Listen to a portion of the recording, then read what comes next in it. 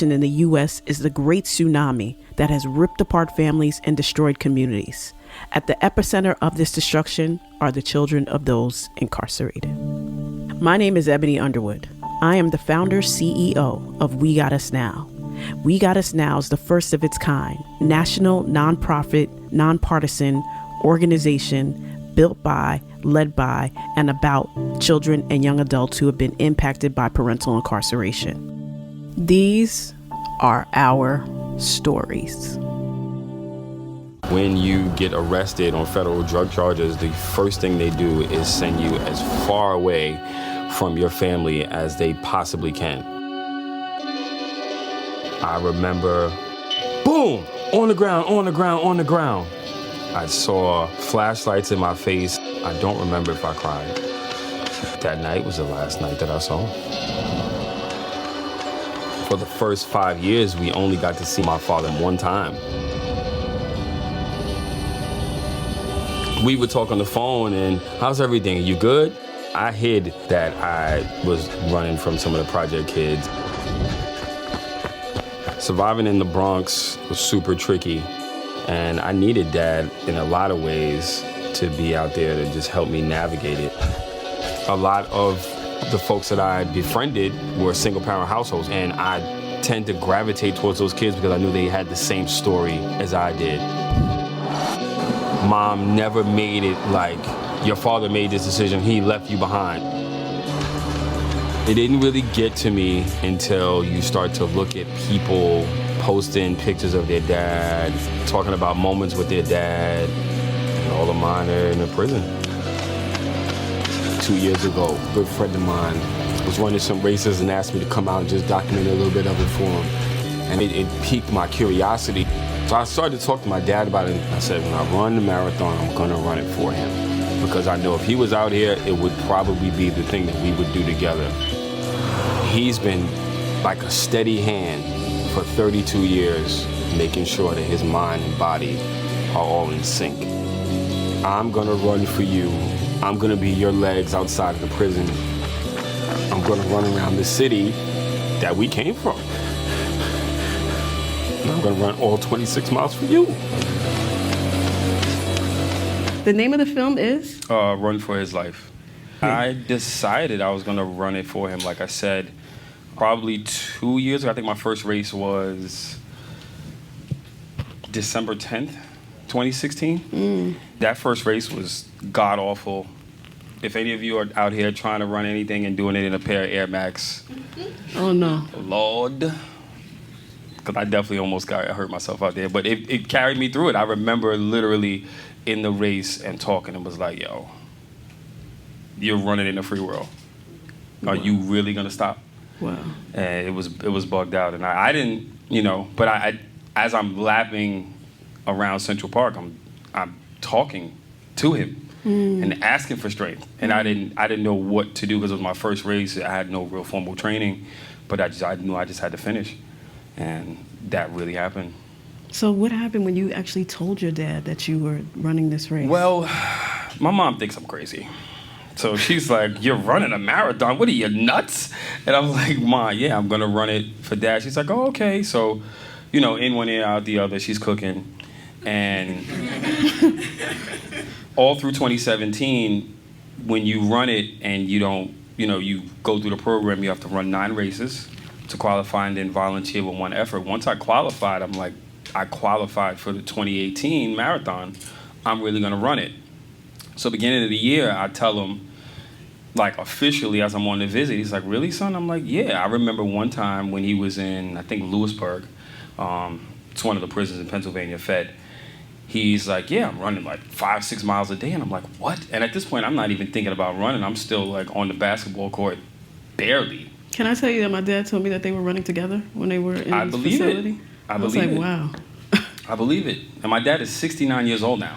So we're talking like old man. He doesn't run as much, according to what he says now. I don't like it, son. It makes me too skinny. But He still does his 2 to 3 miles every other day, but he's kind of worked in meditation and yoga and Pilates, and now he's pushing me to do that. I started meditating recently. It really is good. It is. Yeah. Shutting your phone off. Like I spend days now, like I go home and I'll throw my phone in the backpack and leave it in the other room, and I'll be too lazy to go get it, and I'll just leave it there. When did you first publicly share that your father was incarcerated? Because we talk about the shame and the stigma that surrounds that. When did you first publicly share? I'm not really the therapist type of guy. I know it's good, but I'm not a big subscriber to going to an office to somebody who's sitting there waiting for me to dump their problems. So I like to do my things like conversational. So I may meet a random and we just start talking about life and be like, hey, did you know? And then we'll just start talking about it. And as I got older, I started to become more comfortable with my reality that, he was locked up. When you're a teen, and one of the things that these kids are impacted by is you're not really taught any kind of way to deal with this. The fallout is single-parent household. You either raised by your mom or you're raised by your grandmother. When you're in that transitional age of developing friends in junior high school and you start to get your circles together, I remember being in the store and having to wait till my friends leave so I could use the food stamps. I can't have that conversation like, yo, I know y'all got money, but I'm finna use this right here. Yeah. You just don't know how to really act unless you're with people who are like you, who are also using that EBT card. You don't really want to have that conversation. So as I got older and dealing with the reality, like, this is a part of my life and this is a part of my story, I just became okay with it. So you started to tell people? Not like openly, like, hey, look, but some of my friends if they're going through something and I'm helping them and I'm being a good listener at the time, I would say, well, did you know?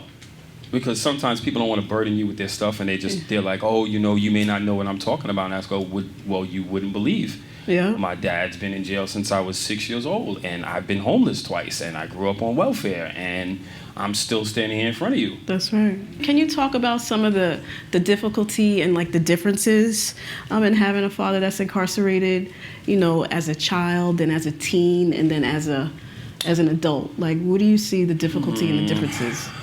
My dad got locked up. I still remember the day, like I described in the there? video.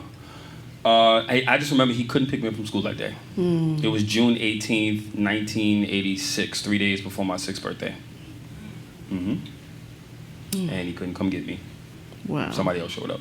And he was all about that. Like, he'll drop everything he was doing to come get me from school. So you knew something was wrong? I didn't know then. I just, oh, no big deal. My mom's here. Okay. And then, But when they busted in the door initially, when I guess, the feds kind of caught up, it was a month before that. But then he officially went in, but they came in the house, AK-47s, everything else, and I'm like 5, like, hello, it's 2 a.m. Really? That late? I'm looking at assault rifles, yeah. But all through grade school, I didn't know anything but my schoolwork. And I was on the honor roll like a bunch of times in a row, and I was cool with it. And I guess I had a concept that, Dad was in a little bit of trouble. But, you're 6 years old. I'm playing with He-Man and G.I. Joe. And, there was still some money left. So Christmases didn't start to really get impacted until I was about 8 or 9 years old. Wow. And then it just got really different. And so then talk about from being a child now to becoming a teen in this experience. Okay, so being a teenager was tough. There's a large age gap between me and my older brothers. My closest brother in age is 14 years older than me. Oh my gosh. So wait, how many are you? How many? Oh, I'm in a clan of 7. I have 2 older brothers, 2 older sisters, and 2 younger sisters. Okay. So as a teenager, when I'm 13, my brother is, what did I just say, 27? So, he's, let's just face it, it's 1993. He's in New York City chasing skirt, So, and I think at the time when I was 13, we were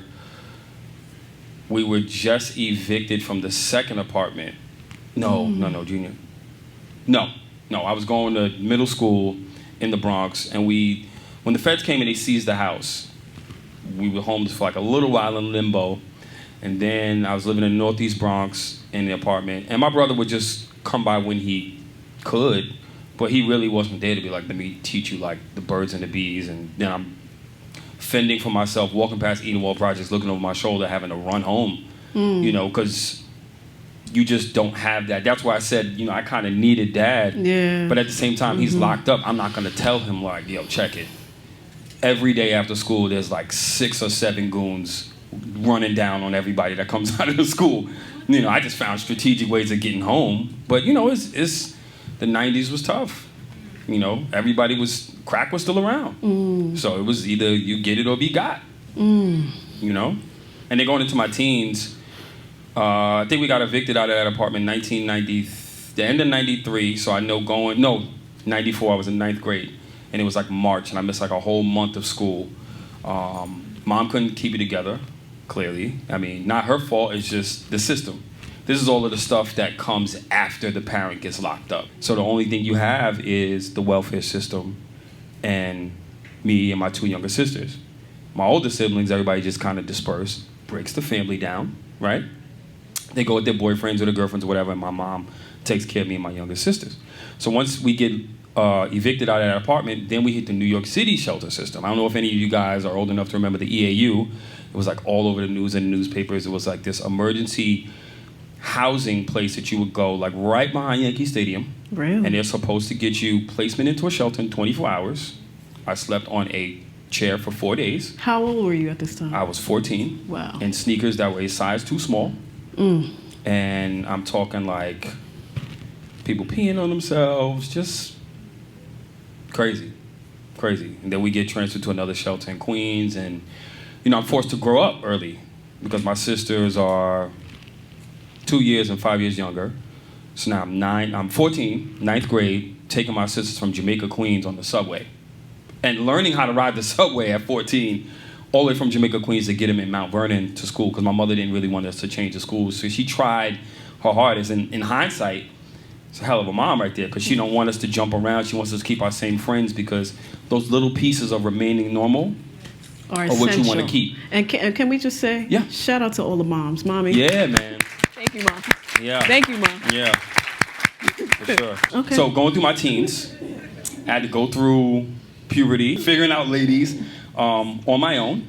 But I had to figure out how to navigate those waters by myself, because my older sisters or my younger sisters could teach me. I had to really figure it out, which is why I'm so comfortable by myself. Like sometimes I'm rolling around, people are like, yo, let me come with you. And I'm like, no, I'm actually good, you know, and I'm okay with that, because I'm only responsible for myself. I want to ask you, like, how did you get to this space of, like, just being, I know you, but I want the audience to know, like, you know, you are very, right, you got a choice. A professional. You have a choice, right? You could take everything that happened to you and let that write your entire story, or you could write it. How many people we know go through the same things that I went through? Like when I shared it with this girl in high school. She was like, I feel like I didn't know you this entire time. And I'm like, and that's cool. I was like, but I've made a decision to want better for myself. You know, I could have just as easily been standing on 170 in college, a block away from the shelter, saying I'm going to sell crack. But all you young people need to know, you like sneakers, you like food, you like that little girl that you're looking at, that little boy you're looking at. None of those things are available in jail. So what am I doing that for? You got to want better for yourself. So that's really how I push through. So did he have a firm hand? Because, you know, we watched Imani, and she said, you know, her father always parented her from prison, which, like me and my dad, he's always parented me from prison. So he did. Some of our disconnect didn't come until later. I got laid off from a job in 2009, and I decided to become a professional photographer.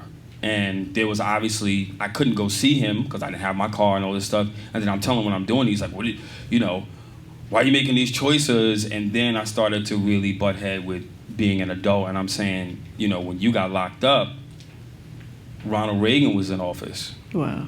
We had 4 terms of Bushes. Okay. Since then. So true. You know what I'm saying? You don't know what's going on out here. So the decisions that I have to make them. So it really wasn't until late, but he was a great parent all my life, you know. Did you visit him often? Often enough. Like I would go once, sometimes twice a month, but you know, going to see him, even now, it takes a whole day out of your life. Me and my uncle go at 5 o'clock in the morning on weekends. Like sometimes I go to Riverdale and I stay at my uncle's house because he likes to leave at 5 because we go there and then we try to leave early. Mm-hmm. And he knows that because that's the only way you salvage a day. If we get there at 8 o'clock and leave at 3, then you get stuck in that traffic. Well, It's that's the only 7 time you o'clock. can leave. The visit is only from 8 to 3.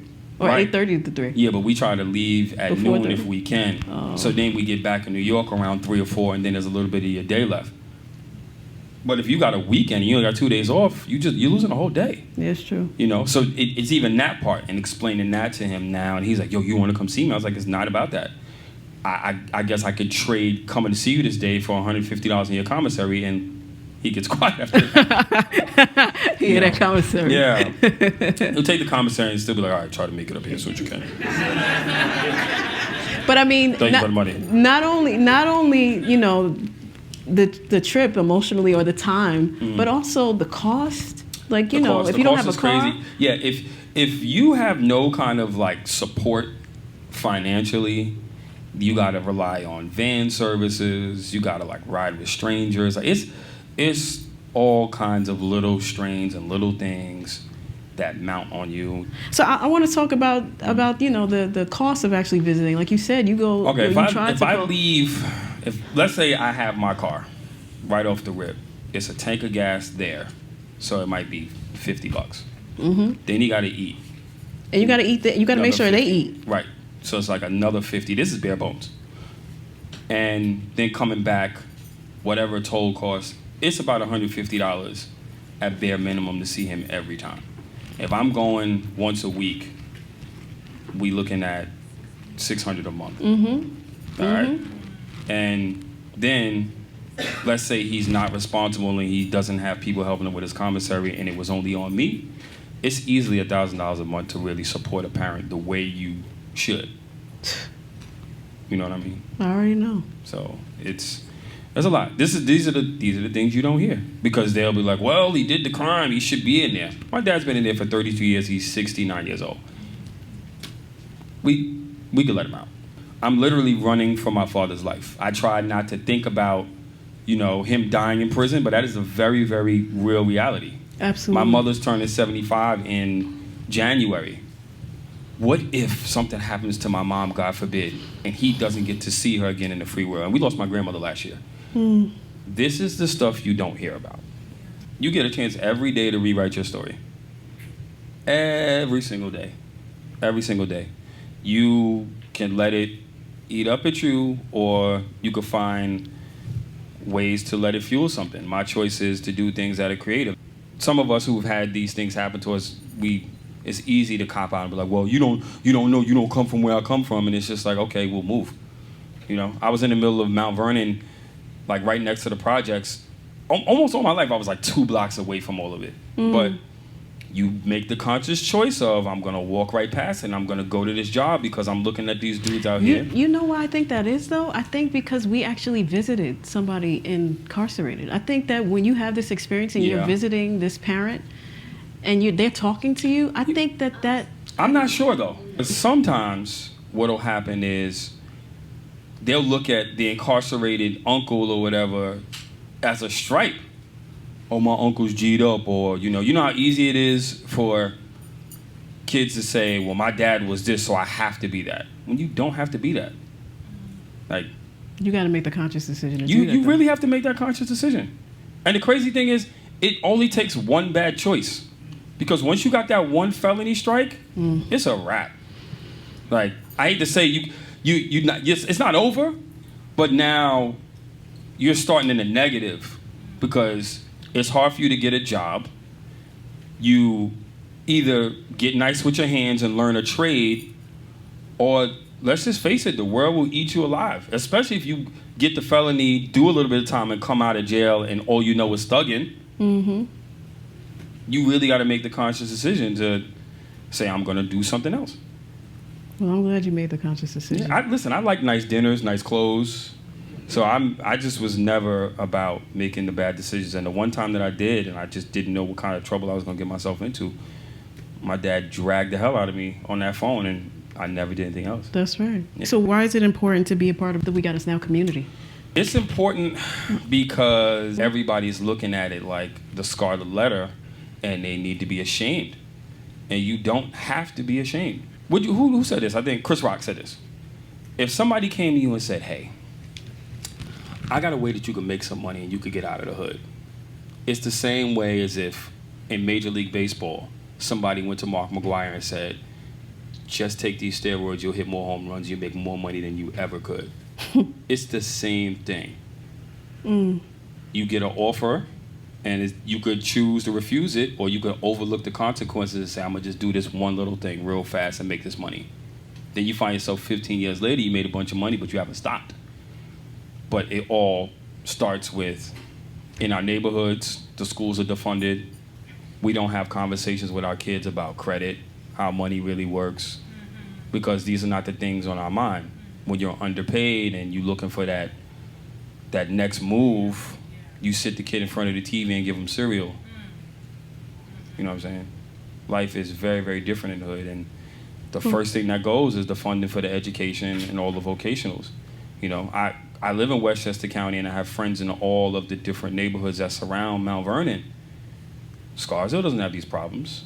Pelham doesn't have these problems. And you could walk to Pelham. You know what I mean? But any parts of town where there's like brown people, there's always something wrong with the funding. That ain't an accident. We Got Us Now, for me, is a pause button to tell a narrative of some stories that have not been told. Pete Monsanto Jr. completed the New York City Marathon on November 4th, 2018.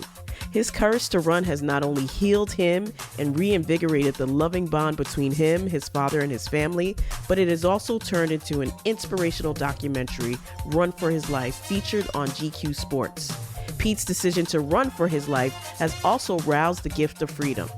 I am so happy to share with the We Got Us Now community that on February 2nd, 2021, Mr. Pete Monsanto